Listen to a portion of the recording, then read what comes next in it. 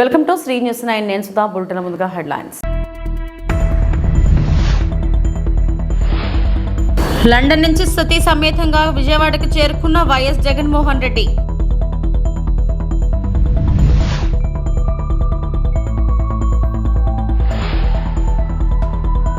హైదరాబాద్ గుడిమల్కాపూర్ పరిధిలో 2 స్పా సెంటర్లపై దాడి. 8 మంది మహిళలు, 2 యువకులను అదుపులోకి తీసుకున్న పోలీసులు. కాకినాడ జిల్లా పిఠాపురం వైసీపీ అభ్యర్థి వంగ గీతపై మాజీ ఎమ్మెల్యే వర్మ సంచలన ఆరోపణలు.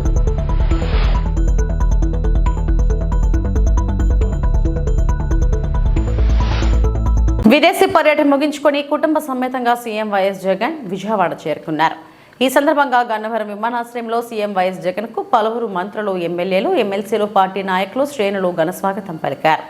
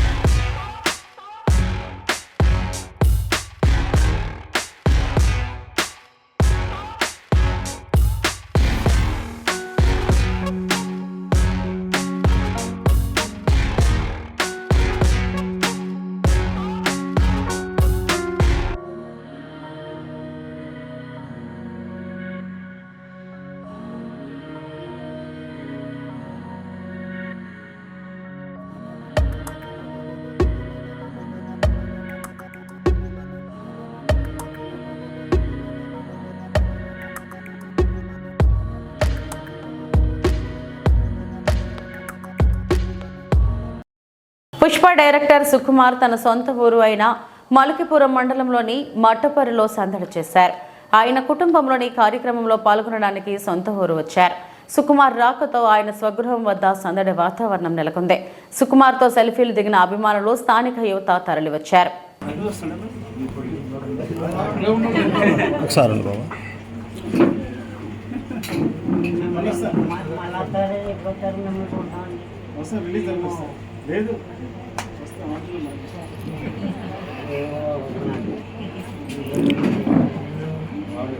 తమ్ముడు ఒకసారి ఉన్నమ్మా.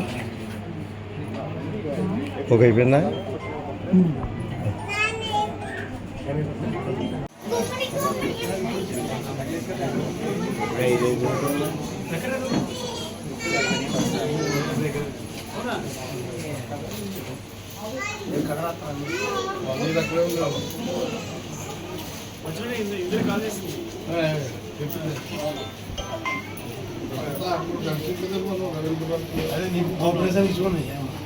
కాకినాడ జిల్లా శంఖవరం మండలం అన్నవరం గ్రామంలో డాబాలు, హోటల్స్ ని ఫుడ్ సేఫ్టీ ఆఫీసర్ బృందం తనిఖీ చేసింది. Kakinada assistant food control officer Srinivas వారి ఆదేశాల మేరకు అన్నవరం గ్రామంలో ఉన్నటువంటి కొన్ని హోటల్స్ ని తనిఖీ చేశామని, అలాగే అన్నవరంలో ఉన్న కొన్ని హోటల్స్ పై కంప్లైంట్స్ రావడం వల్ల తనిఖీలు నిర్వహిస్తున్నామని food commission officer K Venkata Subbarao తెలిపారు.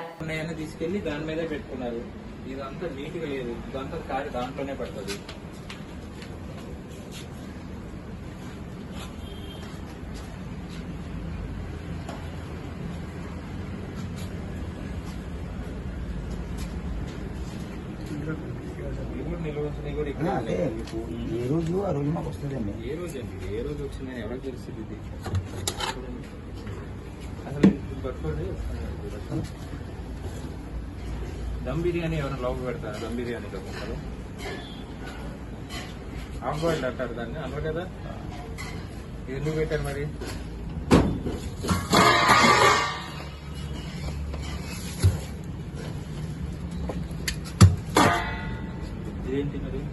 లివరా అట్లా సంసారం పెట్టేశారు. రిపేర్ అయింది, రిపేర్ అవ్వండి.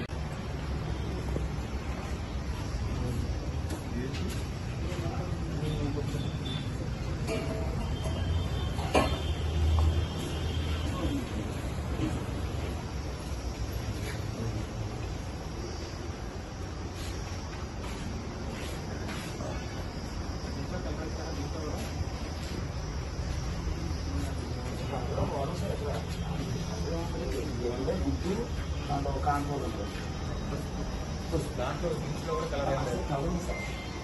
కలర్ లేకపోతే పర్లేదు. కలర్ వాడడం సార్ కలర్ ఏముంటుంది జిడ్డును నెక్స్ట్ కాంట్రోల్ వాడడం.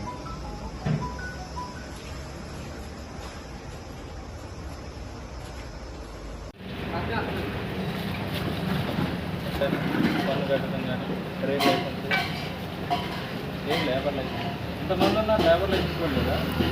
అప్లై చేసేసారు.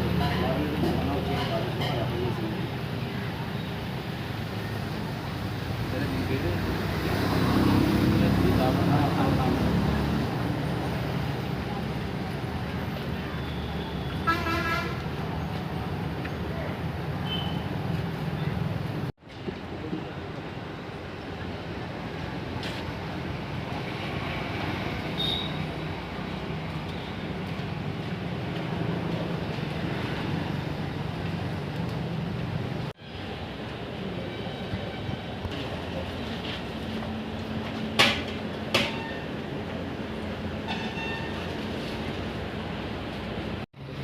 నా పేరు సుబ్బారావు అండి, కాకినాడ జిల్లా ఫుడ్ సేఫ్టీ ఆఫీసర్.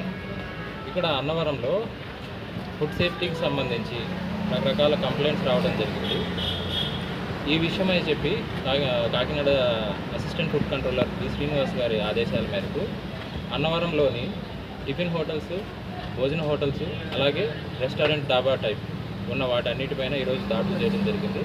ఈరోజు మార్నింగ్ నుంచి 4 దాబాలు, 2 రెస్టారెంట్లు, ఒక టిఫిన్ హోటల్ చెక్ చేయడం జరిగింది.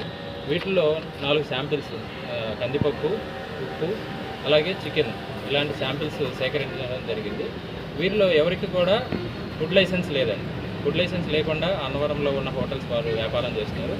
వారందరూ తప్పనిసరిగా ఫుడ్ లైసెన్స్ పొందాలి. అలా పొందని యెడల వారిపైన కఠిన చర్యలు తీసుకోవడం జరుగుతుంది. ఈరోజు శాంపిల్స్ సేకరించడం జరిగింది. వాటిని అనాలిసిస్ నిమిత్తం ఫుడ్ అనలిస్ట్కి పంపించడం జరుగుతుంది. అనాలిసిస్ రిపోర్ట్ ఆధారంగా వారిపైన చర్యలు తీసుకోవడం జరుగుతుంది. ఈ విధంగా మీ ద్వారా అందరికీ తెలియజేయడం ఏమైందంటే, అన్నవరం అని కాదు, ఎవరైనా సరే ఫుడ్ లైసెన్స్ లేకుండా వ్యాపారం చేయడం నేరం అండి. ఖచ్చితంగా అందరూ లైసెన్స్ తీసుకొని వ్యాపారం చేయండి. అలాగే హోటల్స్లో, రెస్టారెంట్స్లో వాడే ఫుడ్ ప్రోడక్ట్స్లో కలర్స్ కలపడం కంప్లీట్గా నిషిద్ధం అండి. కలర్స్ ఎవరు వాడడానికి వీల్లేదు. అలాగే మరిగించిన నూనె పదే వాడడం కూడా నేరం అండి. దాన్ని కూడా చూసుకొని వాడాలి. టీపీసీ మీటర్ ద్వారా ఆయిల్ క్వాలిటీ కూడా చెక్ చేయడం జరుగుతుంది. ఆహార సంబంధించి ఫుడ్ పాయిజనింగ్ కేసెస్ ఈ మధ్య విపరీతంగా పెరుగుతున్న కారణంగా ముందు జాగ్రత్తల చర్యగా commission of food safety Andhra Pradesh వారి ఆదేశాల మేరకు కూడా ఇది ప్రికాషనరీ మెథడ్గా ఈ తనిఖీ చేపట్టడం జరిగింది. సార్, ఇప్పుడు అన్నవరం మొత్తం మీద 30 నుంచి 40 వరకు ఉన్నాయి. మొత్తం హోటల్స్ కానీ, రెస్టారెంట్లు కానీ మొత్తం అన్నీ చెక్ చేశారా? లేకపోతే కొన్ని అంటే ఏ డాబాల మీద అయితే కంప్లైంట్ వచ్చిందో వాటిని మాత్రమే చెక్ చేశారా? ఒక డాబా మీద అంటూ పర్టికులర్గా కంప్లైంట్ ఏం లేదండి. అవునండి. అంటే 30 నుంచి 40 వరకు ఉన్నాయి కదా, మొత్తం రెస్టారెంట్లు అవ్వచ్చు, డాబాలు అవ్వచ్చు, అన్నీ చెక్ చేశారా? లేదు, అన్నీ చెక్ చేయలేదు. ఈరోజు ర్యాండమ్గా ఒక 6-7 వరకు చెక్ చేయడం జరిగింది. మరి ఉన్న వాటి పరిస్థితి ఏంటి సార్? వాటిని ఎప్పుడు చెక్ చేస్తారు? చెక్ చేస్తామండి. 1 మంత్ టైంలో మొత్తం అన్ని ఈలోగా అంటే ఇలా ఇప్పుడు మీరు ఒక 2-3 బ్యాచ్లుగా వచ్చి అందరినీ ఒకసారి చెక్ చేస్తే ఒకలా ఉంటుంది కదా, కానీ పర్టికులర్గా 3-4 గంటల మీద అనే దానికి కారణం ఏంటంటారు? పర్టికులర్గా ఏం సెలెక్ట్ చేసుకోలేదు, ర్యాండమ్గా సెలెక్ట్ చేసుకోవడం జరిగింది. అదే సార్. అంటే ఇప్పుడు ఉన్న వాటి మీద ఇప్పుడు ఉన్న వాటిని కూడా ఇప్పుడు మీరు 1 మంత్ లోపల అన్ని రెస్టారెంట్స్, దాబాలు, టిఫిన్ సెంటర్లు అన్నింటినీ తనిఖీ చేయడం జరుగుతుంది. వారందరికీ నోటీసులు జారీ చేయడం జరుగుతుంది.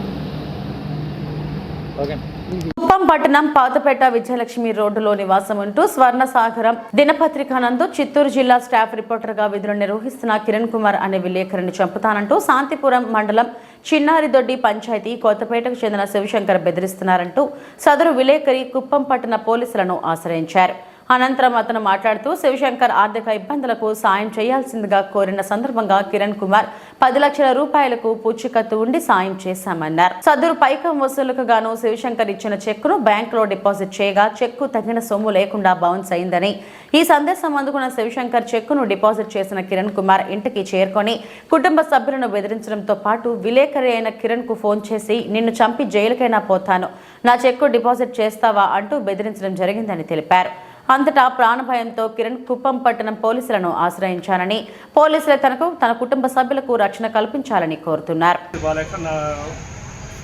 తెలిసిన వ్యక్తి రాళ్ళబూదుగూరు చిన్నారిదొడ్డి పంచాయతీ కొత్తపేట గ్రామానికి చెందిన విజయ్ కుమార్ అనే వ్యక్తి నాకు డబ్బు కావాలి, నా ఈచర్ వాహనము జప్తు చేస్తూ ఉన్నారు, డబ్బు అర్జెంటుగా కావాలా అని చెప్పి అనే దానికి అతని పేరు పూర్తి శివశంకర్. అతనికి 10 లక్షల రూపాయలు నేను వేరే చోట పూచీకత్తు ఉండి తీసి ఇవ్వడం జరిగింది.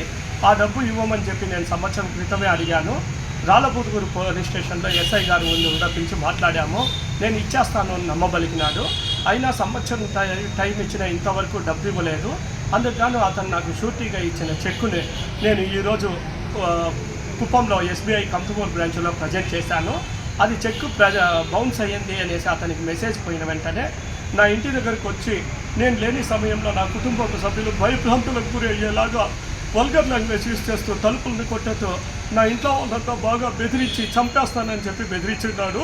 తర్వాత నేను అక్కడ అవైలబుల్లో లేకపోవడంతో నాకు ఫోన్ చేసి నిన్ను నరికి చంపేసైనా జైలుకి పోతాను కానీ నిన్ను వదిలిపెట్టలేదురా, నా మీదే కేసు పెడతావా, నా చెక్కే ప్రజెంట్ చేస్తావా అంటూ నోట్లో చెప్పుకోలేని వల్గర్ లాంగ్వేజ్తో నన్ను తిట్టి భయభ్రాంతులకు గురి చేస్తున్నాడు. నాకు ఇప్పుడు ప్రాణ భయంతో కొట్టుకుంటున్నాము. నేను నా కుటుంబ సభ్యులకి ఏమీ జరిగినా దానికి పూర్తి కారణము చిన్నారిదొడ్డి పంచాయతీ శాంతిపురం మండలం చిన్నారిదొడ్డి పంచాయతీ గ్రామానికి చెందిన శివశంకరే దానికి కారణం అని చెప్పి నేను తెలియజేస్తా ఉన్నాను. అతను మరో 10 మందితో ఇంటి దగ్గరికి వచ్చినట్టు నాకు సమాచారం ఉంది. కానీ వాళ్ళు ఎవరు అనేది నాకు తెలియదు. ఇంకా నా ఇంట్లో వాళ్ళు కూడా భయపడుతున్నారు. ఇప్పుడు నేను ఇంట్లో ఒక్కడే ఉండాల్సి వస్తూ ఉంది. నాకు రాత్రికి ఏమైనా జరిగితే కూడా నాకు రక్షణ కూడా లేదు. అందుకే నేను ఈ టైంలో పోలీసులను ఆశ్రయిస్తున్నాను. అందుకే పోలీసులకు ఫిర్యాదు చేశాను. ఇప్పుడు పోలీసులకు ఆశ్రయించడం తప్ప నాకు వేరే మార్గం లేదు. పోలీసుల రక్షణ కల్పించాలని కోరుతున్నాను. పిఠాపురం వైఎస్ఆర్సీపీ ఎమ్మెల్యే అభ్యర్థి వంగా గీతాపై మాజీ ఎమ్మెల్యే ఎస్వీఎస్ఎన్ వర్మ సంచలన ఆరోపణలు చేశారు. కాకినాడ జిల్లా పిఠాపురంలో నిర్వహించిన మీడియా సమావేశంలో వర్మ మాట్లాడుతూ కాకినాడ ఈఎస్ఐసి హాస్పిటల్స్లో ఉద్యోగానికి 10 లక్షల రూపాయల చొప్పున గీత తీసుకొని ఉద్యోగాలు వేస్తున్నారన్నారు. ఎన్నికల కోడ్ అమలులో ఉండగా ఉద్యోగాలు ఏ విధంగా వేస్తారని ప్రశ్నించారు. ఈఎస్ఐసి హాస్పిటల్లో ఉద్యోగాలు స్కామ్ కోట్ల రూపాయల్లో ఉందన్నారు. మా ప్రభుత్వం వచ్చిన వెంటనే పవన్ కళ్యాణ్ ద్వారా కేంద్ర ప్రభుత్వం నుంచి ఎంక్వైరీ చేయిస్తామన్నారు. ఎలా ఉందంటే ఒక్కొక్క మనిషి డబ్బు సంపాదన మీద అవినీతి మీద ఎంత కసి ఉంటుందో నేను చెప్పి దాని మీద నిదర్శనం. అసలు ఎవడన్నా ఎలక్షన్ ఏమవుద్ది, కౌంటింగ్ వచ్చేస్తుంది, ఆ గుడికి వెళ్దాం ఈ గుడికి వెళ్దాం దేవుడు ఆశీస్సు తీసుకుందాం అని చెప్తాను. మన అక్కే వంగా గీత గారి మట్టికి నాకు ఏ ఆశీస్సులు అక్కలేదు, ఎలాగ ఓడిపోతున్నాను. నాకు ఒకటే ఆశీస్సు, లక్ష్మీదేవి ఆశీస్సులు కావాలి. లక్ష్మీదేవి అంటే అమ్మవారు అనుకున్నాను, తప్పుసమ్మా భగవంతుడు కాదు. ఈఎస్ఐ హాస్పిటల్లో కాకినాడలో ఉన్న ఈఎస్ఐ హాస్పిటల్లో అంతా డబ్బే. త్వరగా రండి, 10 లక్షలు ఇవ్వండి, తాత్కాలిక ఉద్యోగం తీసుకోండి, 20,000 క్యూలే క్యూలు. నేను ఈఎస్ఐ యాజమాన్యాన్ని అడుగుతున్నాను, డైరెక్టర్ గారిని. ఎలక్షన్ కమిషన్ అండర్లో ఉండగా మీరు రిక్రూట్మెంట్ ఎలా చేస్తారని నేను అడుగుతా ఉన్నాను. ఎట్టి పరిస్థితుల్లోనూ ఈఎస్ఐ హాస్పిటల్లో జరిగిన రిక్రూట్మెంటు పూర్తయింది. స్కామ్ కోట్ల రూపాయల్లో ఉందని చెప్పి నేను చెప్తా ఉన్నా. మా దగ్గర పోటీ చేసిన వైఎస్ఆర్సీపీ అభ్యర్థి, ఆపద్ధర్మ ప్రభుత్వంలో ఉన్న ఎంపీ అభ్యర్థి వంగా గీత అక్కయ్య గారు ఈ కార్యక్రమంలో ఉన్నారు. ఇప్పటికే దగ్గర 25-30 మంది దగ్గర, మనిషి దగ్గర 10 నుంచి మినిమం 15-20 లక్షలు ఆవిడ కలెక్ట్ చేశారు. నేను ఒకటే అడుగుతున్నా ఈఎస్ఐ డైరెక్టర్ గారు, మీకు భాగస్వామ్యం ఉందా ఈ అవినీతిలో? కానీ సిఫార్సులు మీరు ఆమోదిస్తున్నారా? ఇది తేలాలి. రేపు మా ప్రభుత్వం వచ్చినప్పుడు పవన్ కళ్యాణ్ గారి ద్వారా ఎంక్వైరీకి కేంద్ర ప్రభుత్వం నుంచి ఆదేశిస్తామని చెప్పి తెలియజేస్తున్నా. ఎట్టి పరిస్థితుల్లోనే ఈ 7 నియోజకవర్గాలకి సంబంధించి ఈఎస్ఐ హాస్పిటల్లో ఏదైతే టెంపరీ పోస్టులు ఉంటాయో ప్రతి నియోజకవర్గానికి సమానంగా రావాల్సిందే అని చెప్పి నేను తెలియజేస్తున్నా ఈఎస్ఐ డైరెక్టర్ గారు. అంతేగాని గీతక్కయ్య గారు కలెక్షన్ చేసిన సొమ్ముతో 25-30 మంది పేర్లని మీరు కన్సిడర్ చేస్తే దీని మీద కేంద్ర ప్రభుత్వం ద్వారా పవన్ కళ్యాణ్ గారి ద్వారా కంప్లైంట్ ఇప్పించి కాకినాడ ఈఎస్ఐ హాస్పిటల్లో జరిగిన అన్ని రిక్రూట్మెంట్ల మీద ఎంక్వైరీ చేయిస్తామని చెప్పి ఈఎస్ఐ డైరెక్టర్ గారికి హెచ్చరిస్తున్నా.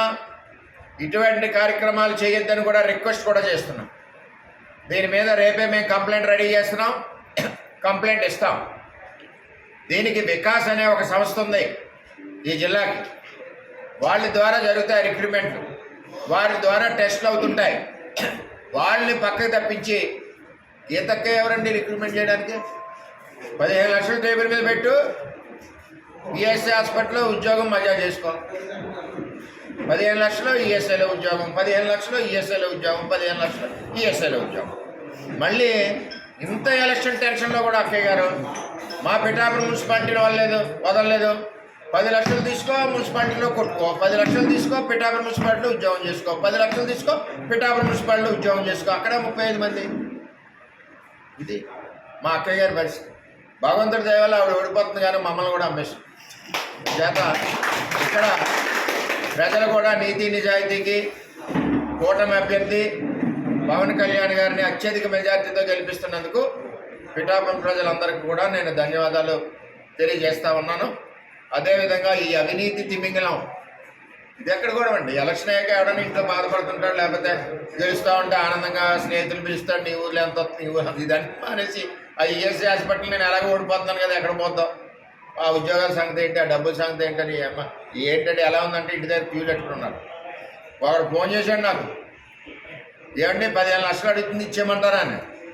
ఒరే బాబు, నేను పవన్ కళ్యాణ్ వచ్చాక ఎంక్వైరీ చేసి పీకించేస్తాను, 15 రాదు, 15లో 1 కానీ 5 కానీ రిస్క్ చేసుకో, ఏదైనా పని అవుతే లేకపోతే ఎదురుకుంది కానీ చెప్పాడు.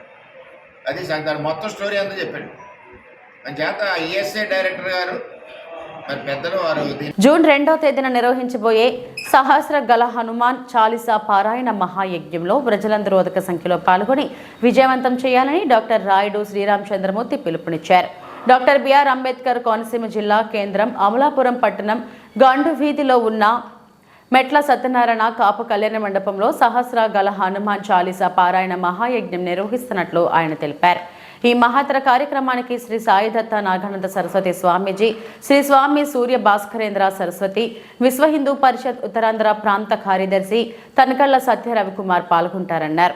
కోనసీమలో మొదటిసారిగా నిర్వహిస్తున్న మహాయజ్ఞంలో భక్తులు అధిక సంఖ్యలో పాల్గొని విజయవంతం చేయాలని ఆయన ఆకాంక్షించారు. ఆంధ్ర విశ్వవిద్యాలయంలో అబ్దుల్ కలాం గారితో పాటు నేను కూడా డాక్టరేట్ తీసుకున్న వ్యక్తిని. డాక్టర్ రాయుడుగా కోనసీమలో అందరికీ సుపరిచితున్నే. ఇటీవల విశ్వ హిందూ పరిషత్, బజరంగ దళ్, దుర్గావాహిని, సత్సంగ, ఇంకా ఇతర విశిష్ట సంస్థలన్నీ కూడా వచ్చి సహస్ర గల హనుమాన్ చాలీసా అనే ఒక మహత్తరమైన కార్యక్రమాన్ని మన కోనసీమలో ప్రప్రథమంగా నిర్వహిస్తున్నందుకు వారందరికీ కూడా పేరు పేరున ధన్యవాదాలు. కారణం ఏంటంటే శాంతి, అహింస ఈ రెండు కూడా మన భారతదేశానికి చాలా ముఖ్యం. ఇతిహాసాలు లేకుండా మన భారతదేశం లేదు. రామాయణ మహాభారతాలు లేకుండా మన భారతదేశం అనేది లేదనే చెప్పాలి. సహస్ర హిందూ హనుమాన్ చాలీసాని అంటే సహస్ర అంటే 1000 మంది హనుమాన్ చాలీసాని 11 సార్లు మన కోనసీమ భక్తులచే అక్కడ స్వామీజీలు చెప్తారు. నాగానంద సరస్వతి అదేవిధంగా సూర్య భాస్కరేంద్ర సరస్వతి అంటే వారు ఒకరు హిమాలయాల నుంచి వస్తున్నారు, అలాగే ఒకరు విశ్వ హిందూ పరిషత్తు దానికి ముఖ్యమైన వ్యక్తి. వారిద్దరూ కూడా ఇచ్చేసి హనుమాన్ చాలీసా సహస్ర గల జయంతిని మనం జూన్ 2వ తారీఖున జరుపుకుంటున్నాం. ఇప్పటికే అటు రామాలయాలన్నిటి నుంచి కూడా పేర్లు వెళ్ళాయి, అలాగే ఆంజనేయ స్వామి ఆలయాల నుంచి కూడా పేర్లు వెళ్ళాయి, అలాగే ఇతర దేవతా గుడుల నుంచి కూడా పేర్లు వెళ్ళాయి. ఇక్కడ కేవలం కోనసీమ వారే కాదు, దేశ విదేశాల నుంచి కూడా ఇచ్చేస్తున్నారు. కాబట్టి వారందరికీ కూడా చక్కటి సౌకర్యాలని కల్పించి ఈ భక్తుల యొక్క మనోభావాలని అక్కడ చెప్పుకునేటట్టు గండు వీధి అమలాపురం గండు వీధి మెట్ల సత్యనారాయణ గారి కాపు కళ్యాణ మండపంలో ఈ ఘనకార్యాన్ని నిర్వహిస్తున్నారు. వారందరికీ కూడా పేరు పేరున ధన్యవాదాలు తెలియజేస్తున్నాను. ఎందుకంటే ఇప్పుడు రోహిణి కార్తీ, అలాగే చాలా ఎండలు ఉన్నాయి, భక్తులు చాలా దూరం నుంచి వచ్చేవాళ్ళు ఉన్నారు. వారికి చక్కటి వసతులు కల్పించి వారికి చక్కటి మజ్జిగ, అలాగే ఇతర దాహం తీర్చే బెల్లం నీరు ఇటువంటి ఇచ్చి తప్పనిసరి భక్తులందరినీ కూడా ఆదుకోవాలి. అలాగే అది సహస్ర కళ అన్నారంటే 1000 మందే వస్తారనే టైప్లో చెప్పారు, కానీ ఇక్కడ 1,00,000 మంది వచ్చేటట్టు నాకు అనిపిస్తున్నది. కాబట్టి ఈ కార్యక్రమాన్ని అందరూ కూడా, ఈ భక్తులందరూ కూడా ఆ రోజుని ఈ కోనసీమలో జరిగే మొట్టమొదటి ఈ బృహత్తర కార్యక్రమాన్ని జయప్రదం చేయవలసిందిగా డాక్టర్ రాయుడు శ్రీరామచంద్రమూర్తి నా పేరు. అందరికీ కూడా ఈ నిర్వాహకులందరూ కూడా చక్కగా దీంట్లో పాల్గొని ఏ భక్తునికి ఏ విధమైన అసౌకర్యం లేకుండా, అలాగే ఇతర సుదూర ప్రాంతాల నుంచి ఇచ్చేస్తున్నటువంటి ఆ ప్రముఖులు ఆ స్వామీజీలని చక్కగా ఆదరించి మన కోనసీమకి చక్కటి పేరు తెస్తారని కోరుకుంటూ సెలవు తీసుకుంటాను. కేంద్రపాలిత ప్రాంతమైన యానాం వైఎస్ఆర్ నగర్లో చిట్టూరి గణపతి ఇంట్లో అక్రమ మద్యం ఉన్నట్లు సమాచారం అందడంతో సిఐ షణ్ముఖం, ఎస్ఐ మురుఘానందం, డిప్యూటీ తహసీల్దార్ ఎక్సైజ్ దండా ఇందఫాని సిబ్బందితో మెరుపు దాడి చేశారు. గణపతి ఇల్లంతా జల్లెడ పట్టగా 117 మద్యం బాటిల్స్ లభ్యమయ్యాయి. గణపతిని పట్టుబడ్డ మద్యం బాటిల్స్ ను సిబ్బంది పోలీస్ స్టేషన్ కు తరలించారు. కేసు నమోదు చేసి దర్యాప్తు కొనసాగిస్తున్నారు.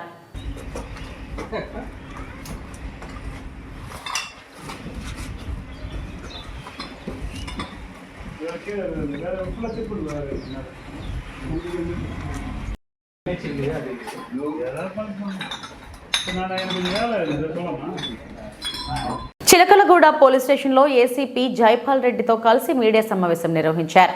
చిలకలగూడ పరిధిలోని వారసిగూడకు చెందిన 5గురు దొంగలను అదుపులోకి తీసుకుని వారి వద్ద నుండి 2 బైకులు, 2 కత్తులు, 2 సెల్ ఫోన్లు స్వాధీనం చేసుకుని రిమాండ్కు తరలించినట్లు తెలిపారు.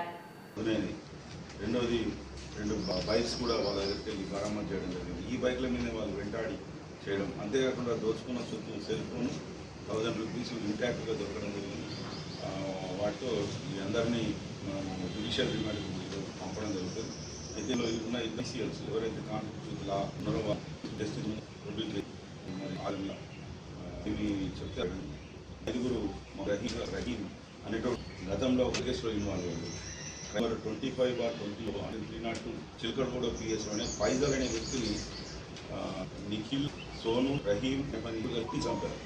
అతన్ని ఈ రహీం ఆ కేసులో ఆ విక్టిమ్ ఎవరైతే చనిపోయిన అతన్ని కిడ్నీల మీద విపరీతంగా బ్యాక్ సైడ్ బాక్సింగ్ లాంటి పంచులు ఇస్తూ ఉండడం వల్ల అతను మూర్చపోయి గాంధీ హాస్పిటల్లో చనిపోవడం జరిగింది. దాని మీద కూడా అప్పుడు ఈ రహీం వయసు 17 సంవత్సరాలు అంటే కాబట్టి అతను ఉండడం ముడి చేయడం ఏ రకమైన ఆఫీస్ నుండి ఎవరి నుండి కానీ పెరగకపోవడం వల్ల దాన్ని నేరం చేస్తే కాదు అని హిందూ సభని అమాయకులు పడి దాడి చేసి కొట్టడం జరిగింది. వాళ్ళ దగ్గర డబ్బులు, సెల్ ఫోన్ లాక్కోవడం, మళ్ళీ ఈ ఏరియాలోకి వస్తే చంపేస్తామని బెదిరించడం, ఇటువంటివి చేస్తున్నాడు. అయితే ఇతని యొక్క వ్యక్తిత్వాన్ని చూస్తే అతన్ని ఎదిరిస్తూ వాళ్ళు వారి చెప్తే అటువంటి వీడియోలు రికార్డ్ చేసి తన స్టేటస్లో తర్వాత ఫేస్బుక్లో పెట్టుకోవడం జరుగుతుంది. కొట్టడం, ఇతరులను బెదిరించడం, ఇంటి ముందు దాడి చేసి అటువంటి వీడియోలు ఇతని దగ్గర ఉండడం ఒక రకమైన వైపరీత్యంతో ఇతను బిహేవ్ చేస్తున్నట్టుగా మనము అర్థం చేసుకోవచ్చు. ఆ వీడియోలతో సహా గతంలో చేసిన 302 మర్డర్ కేసులో ఇన్వాల్వ్ హైదరాబాద్ గుడి మల్కాపూర్ పరిధిలోని నాలానగర్లోని 2 స్పా సెంటర్లపై పోలీసులు దాడి నిర్వహించారు. ఈ దాడిలో 8 మంది మహిళలు, 2 యువకులను అదుపులోకి తీసుకున్నారు. స్పా సెంటర్లో అసాంఘిక కార్యకలాపాలకు పాల్పడుతున్నారని ఖచ్చితమైన సమాచారంతో జగన్నాథ్ మ్యూజికల్ ఫ్రెండ్స్ స్పా సెంటర్లపై దాడి చేసి నిర్వాహకులు మొహమ్మద్ ఆరిఫ్, రూబీ ఆదిత్యాలను అదుపులోకి తీసుకున్నట్టు పోలీసులు తెలిపారు.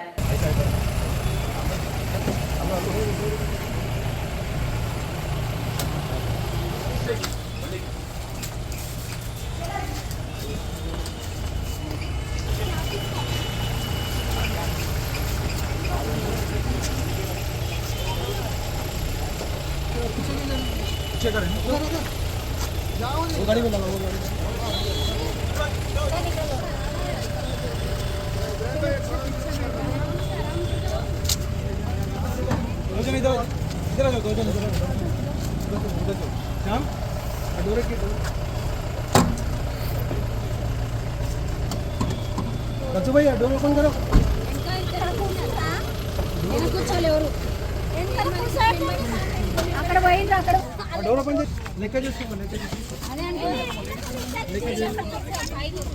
ఈ వార్తలు ఇంతటితో సమాప్తం. నమస్తే.